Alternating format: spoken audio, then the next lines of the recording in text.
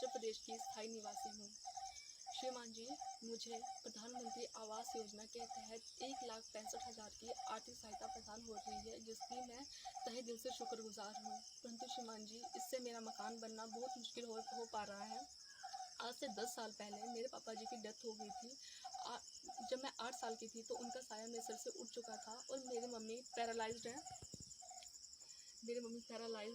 आज से 21 साल पहले मेरे पापा ने इस मकान की नींव रखी थी, परंतु मम्मी के पैरालाइज्ड होने पर वो सारा पैसा जो है वो मम्मी पे लग गया था, जिससे हमारा मकान नहीं बन पाया था। उसके बाद मेरे पापा को हार्ट अटैक, मतलब मेरे पापा की तबीयत ठीक नहीं होने लगी। उसके बाद पापा को 3 हार्ट अटैक के बाद मेरे पापा की डेथ हो गई। उसके बाद हमारा मतलब गुजारा करना बहुत मुश्किल हो रहा था। धीरे धीरे जैसे बड़े हुए आज श्रीमान जी हमें एक आशा की किरण दिखाई दी है मकान से रिलेटेड।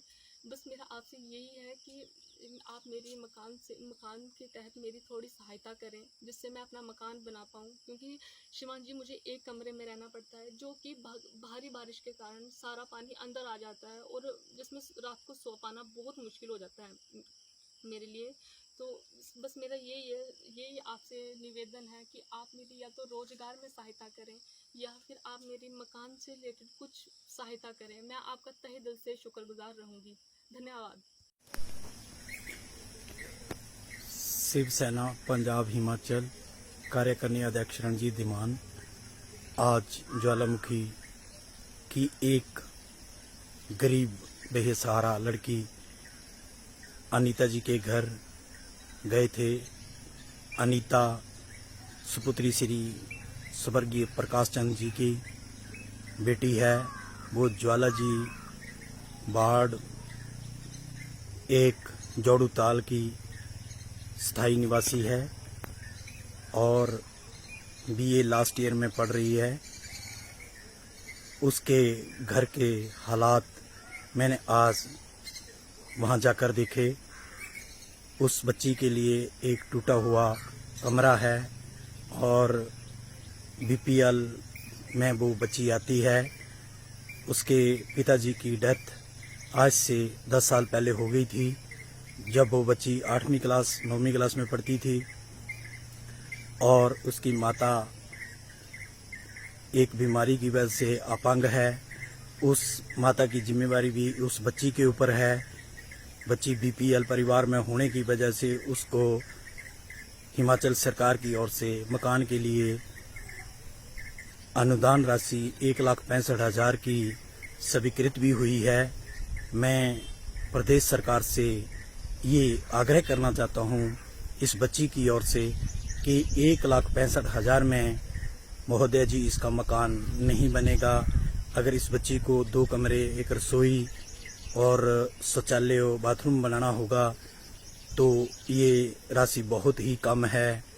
मैं हिमाचल प्रदेश मुख्यमंत्री श्री जयराम ठाकुर जी से निवेदन करना चाहूँगा कि आज भारत सरकार, हिमाचल सरकार बार बार ये कहती है कि बेटी बचाओ बेटी पढ़ाओ। इस बच्ची की फीस भी इसके मामा जी देते थे, कारणवश उनकी भी मृत्यु हो गई। अब इस बच्ची की पढ़ाई का खर्चा देने वाला कोई नहीं है। मैं सरकार का ध्यान इस और भी लाना चाहता हूँ कि जब भी बारिश होती है, बारिश का पानी इसके कमरे में घुस जाता है और ये बच्ची उसी कमरे में खाना बनाती है, माँ बेटी उसी कमरे में रहती हैं। और दुर्भाग्यवश इस बच्ची के घर में गैस भी नहीं है, जबकि भारत सरकार, हिमाचल सरकार गरीबों को गैस मुहैया करवा रही है। इस परिवार को गैस से भी वंचित रखा गया है। अभी तक इसके पास गैस भी नहीं है।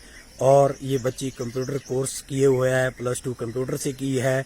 मैं सरकार से इस बात का भी आग्रह करूंगा कि छोटा मोटा कोई रोजगार इस बच्चे के लिए कहीं से भी मुहैया कराया जाए, ताकि ये बच्चा अपनी माँ की दवाइयों का खर्चा, अपनी फीस का खर्चा उठा सके और ये अपना जीवन सही से गुजार सके। और कहीं से भी आर्थिक सहायता अगर होती है, मैं मुख्यमंत्री महोदय से बार बार ये आग्रह करूंगा कि इस बच्ची के लिए कुछ न कुछ सहायता कहीं से भी करें। इसका मकान 2 कमरे कम से कम इसके लिए बनवाए जाएं। जय हिंद, जय भारत। पुष्पा देवी के बारे में जो पूछ रही हैं, पुष्पा देवी के लिए जो सेंक्शन हुआ है हमारा प्रधानमंत्री आवास योजना में मकान जो है इसका सेंक्शन हो गया है और हम इसके जो है ये काम जैसे ही ये प्लॉट तैयार करेंगे हम इसको बहुत जल्दी जो है वो पैसे जो है वो इसको डिस्बर्स कर देंगे इसको। और बाकी इसकी जो बेटी है अनीता, उसके लिए भी हमने जो मनरेगा की शहर में जो मनरेगा की स्कीम चली है उसके अंतर्गत भी ये रजिस्टर हुई है और इसको जॉब कार्ड इशू कर दिया गया है और इसकी जो मैपिंग वर्क के लिए कर दी गई है।